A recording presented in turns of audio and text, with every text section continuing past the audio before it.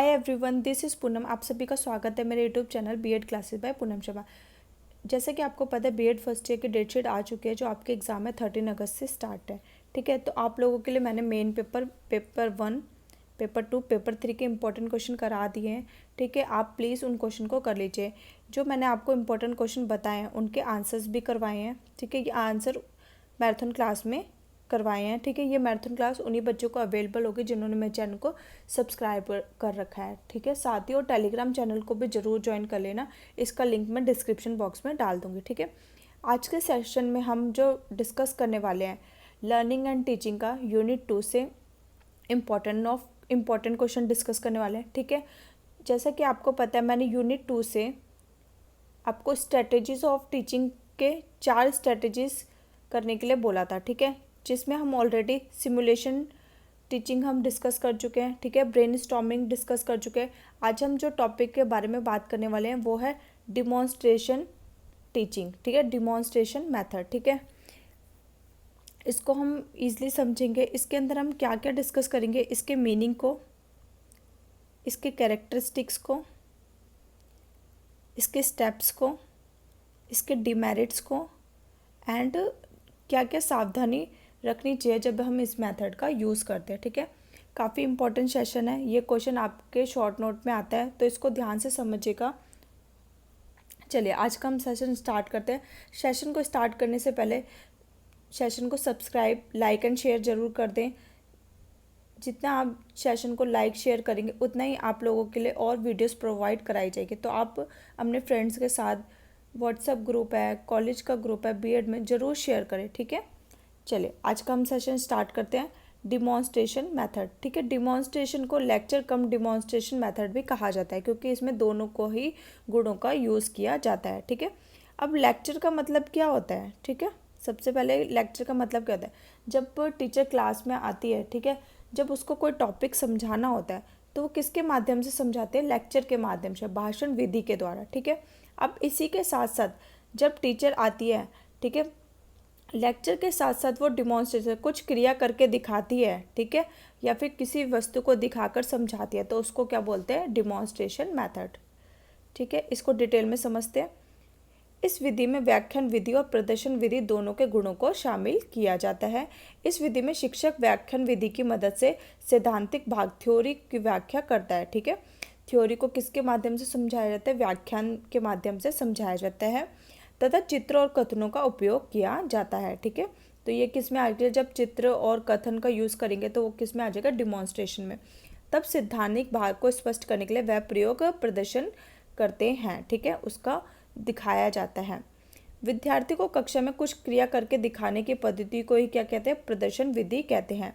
यह विधि भाषण और प्रदर्शन विधि दोनों के गुणों से युक्त होती है।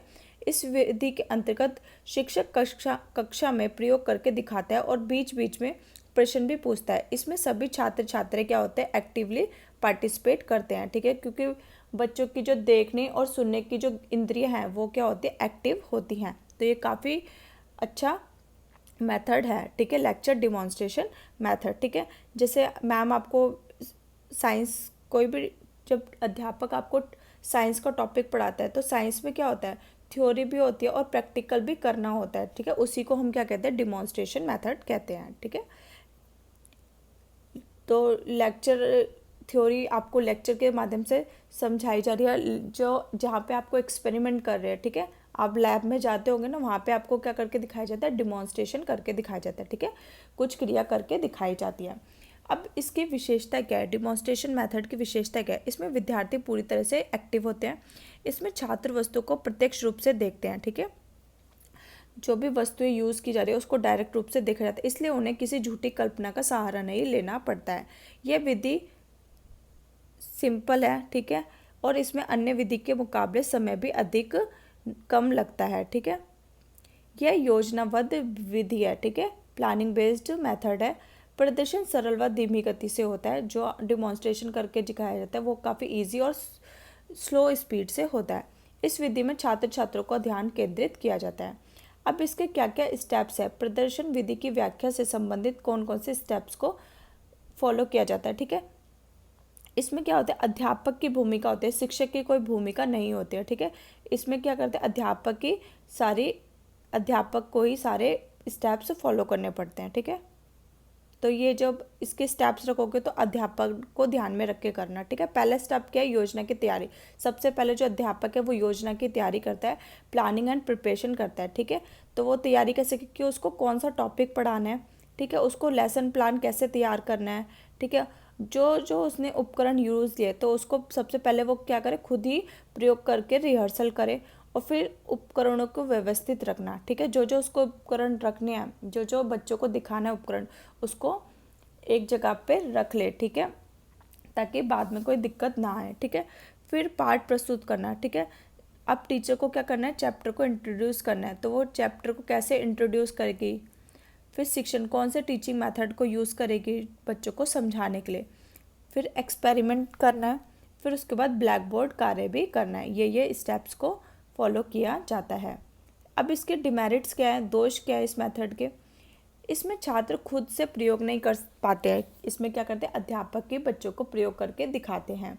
इसमें करके सीखने के लिए कोई स्थान नहीं होता है। इसमें लर्निंग बाय डूइंग नहीं होता है, बच्चे खुद करके नहीं सीखते हैं।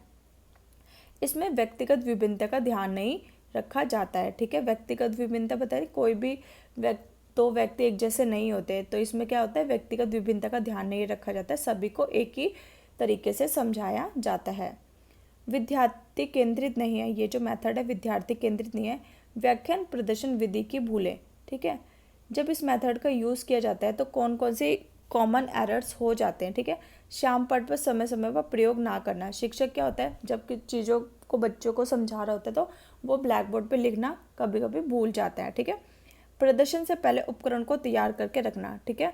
जब आपको उसका प्रदर्शन करना है, प्रेजेंटेशन करना है, उससे पहले जो जो आपको उपकरण चाहिए उसको तैयार करके रखना, ठीक है। व्यवस्थित ढंग से रख, जो बेकार हो गए उसको ठीक करना, ठीक है, और जो टूट फूट गए उसको न्यू उपकरण का यूज़ करना। शिक्षक को लगातार बोलते रहना आदि, ये सब एरर्स है, इनको ध्यान दिया जाएगा तो ये अच्छा टीचिंग मेथड हो सकता है, ठीक है, एक टीचिंग स्ट्रेटजी हो सकती है। आई होप आपको ये डिमॉन्स्ट्रेशन मेथड अच्छे से समझ आ गया होगा। इससे बाहर आपको और कुछ भी नहीं करना है। जो मैंने आपको इम्पॉर्टेंट पॉइंट्स बताया उसको अपनी लैंग्वेज में 2-3 लाइन्स में आप उसको एक्सप्लेन कर देंगे, ठीक है। अगर आपको सेशन पसंद आता है तो प्लीज़ लाइक शेयर ज़रूर किया कीजिए। आपका रिस्पॉन्स आता है तो हमें भी एक मोटिवेशन मिलता है, ठीक है। और कमेंट बॉक्स में ज़रूर बताया कीजिए कि आपको सेशन कैसा लगा, ठीक है। आज का सेशन हम यहीं पर ही ख़त्म करते हैं। Thanks for watching.